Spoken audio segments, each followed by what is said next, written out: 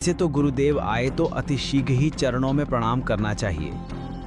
ठीक है जी, जैसे आप कहोगे मैं वैसे ही करूंगी।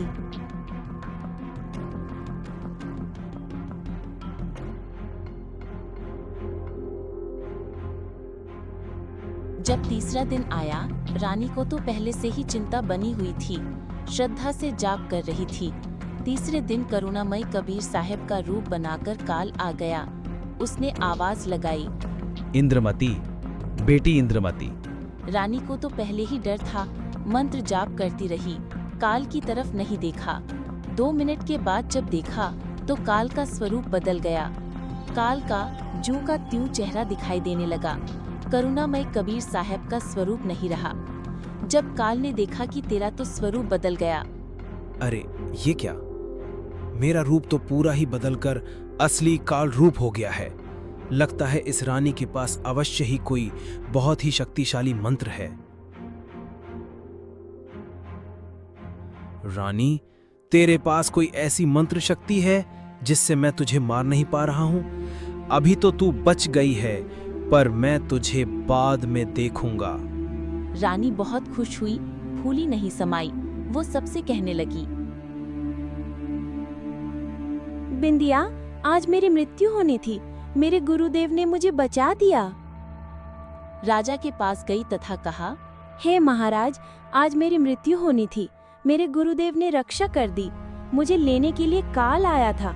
मैंने गुरुजी द्वारा दिया मंत्र जाप किया, उसके डर से काल भाग गया। तू तो ऐसे ही ड्रामे करती रहती है। काल आता तो क्या तुझे छोड़ जाता?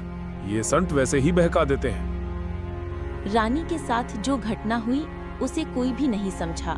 रानी खुशी खुशी अपने कमरे में जाकर लेट गई। कुछ देर के बाद काल एक सांप बनकर फिर से आ गया और रानी को डस लिया। ज्यों ही सर्प ने डसा, रानी को पता चल गया। बचाओ, बचाओ, मुझे सांप ने डंस लिया। अरे कोई बचाओ, मुझे सांप ने डंस लिया। रानी जोर से चिल्लाई। सभी लोग आ जाते हैं। देखते ही देखते वो सर्प घर से बाहर निकल गया।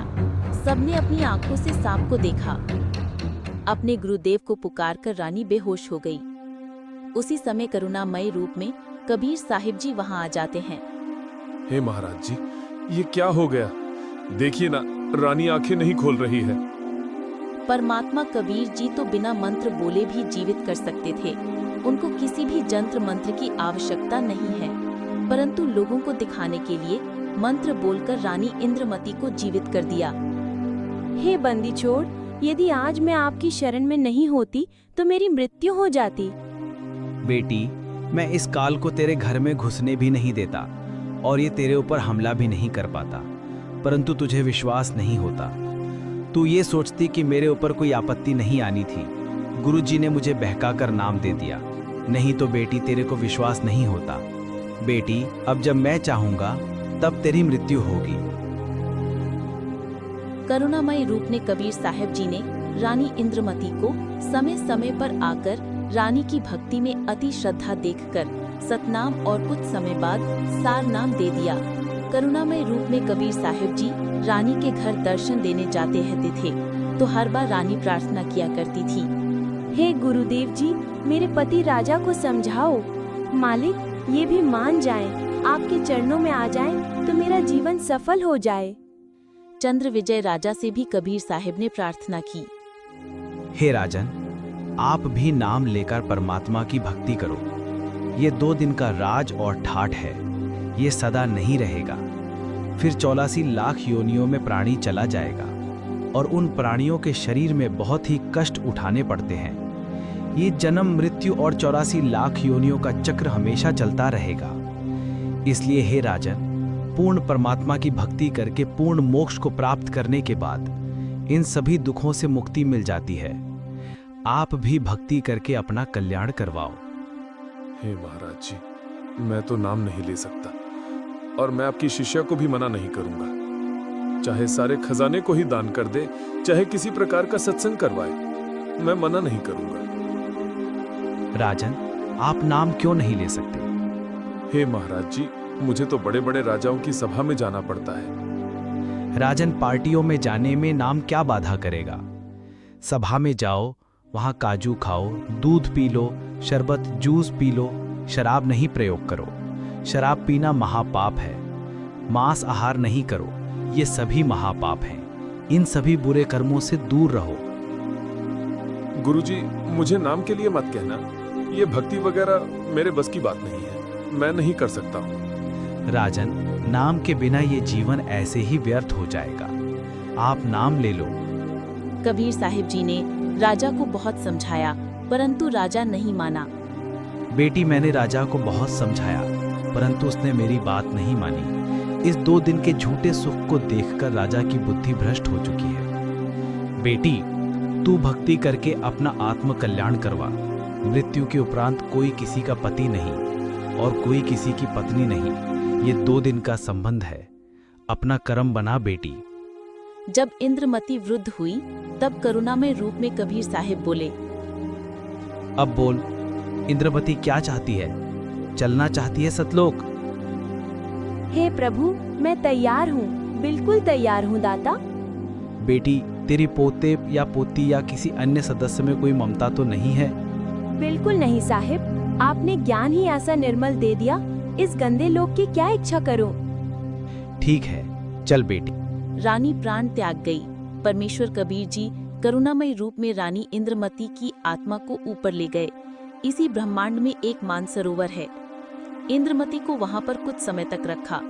करुणामय रूप में कबीर परमेश्वर जी ने रानी से फिर पूछा, बेटी, तेरी कुछ इच्छा तो नहीं है?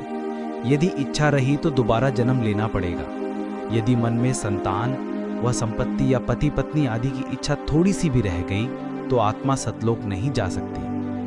हे परमात्मा, आप तो अंतर्यामी हो, कोई इच्छा नहीं है, आपके चरणों की इच्छा है।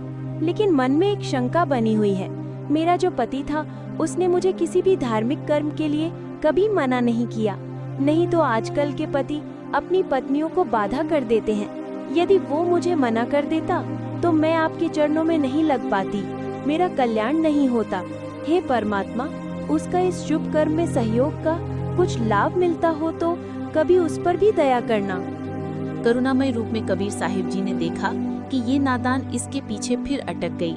कबीर साहिब बोले, ठीक है बेटी, अभी तो 2-4 वर्ष यहीं पर रह। कुछ समय बाद राजा की भी मृत्यु का समय आ गया। यम के दूत उस राजा को ले जाने के लिए आ गए। राजा अपने कमरे में चक्कर खाकर गिर गया। यम के दूतों ने उसकी गर्दन को दबाया। राजा की टट्टी पेशाब निकल गया। करुणामय रूप में कबीर परमेश्वर जी ने रानी को वहां से दिखाया। बेटी, देख तेरे राजा की क्या हालत हो रही है। यम के दूत उसका गला दबा रहे हैं। हे परमात्मा, आप देख लो दाता, यदि उसका भक्ति में सहयोग का कोई फल बनता हो तो दया कर दो। ठीक है बेटी। कबीर साहिब जी वहां गए जहां राजा चंद्र विजय अपने महल में पड़ा था। यमदूत उसके प्राण निकाल रहे थे। कबीर परमेश्वर जी के आते ही यमदूत आकाश में उड़ गए। चंद्र विजय होश में आ गया। सामने करुणामय रूप में परमेश्वर कबीर जी खड़े थे। चंद्र विजय चरणों में गिरकर याचना करने लगा, हे गुरुदेव, मुझे क्षमा कर दो दाता। इन यमदूतों से मेरे जान बचा लो मालिक। राजन, आज भी वही बात है, उस दिन भी वही बात थी। नाम लेना होगा। राजा चंद्र विजय गिड़गिड़ाता हुआ बोला, मैं नाम ले लूंगा जी, अभी नाम ले लूंगा। मुझे अभी नाम दे दो। कबीर परमेश्वर ने नाम उपदेश दिया और कहा, अब मैं तुझे 2 वर्ष की आयु दूंगा। यदि इन 2 वर्ष में तूने भक्ति कर ली तो ठीक, नहीं तो फिर कर्मदंड रह जाएगा। उसके बाद चंद्र विजय श्रद्धा से 2 वर्ष तक भक्ति करता रहा। फिर कबीर साहिब जी चंद्र विजय को भी पार कर ले गए। इस तरह कबीर परमात्मा जी ने चंद्र विजय का भी कल्याण किया।